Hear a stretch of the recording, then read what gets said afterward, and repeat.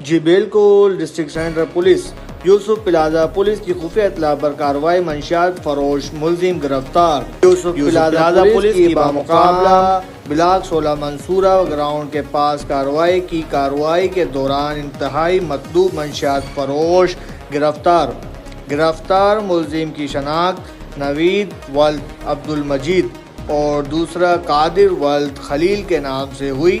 ملزم کے قبضے سے اعلیٰ کوالٹی 1 کلو 30 گرام چرس برآمد ہوئی۔ ملزمان کے خلاف برآمد منشیات کا مقدمہ الزام نمبر 80-20-24 بجرم دفعہ 96-3B1 درج کیا گیا اور ملزم کو مزید کارروائی کے لیے انویسٹیگیشن حکام کے حوالے کیا گیا ہے۔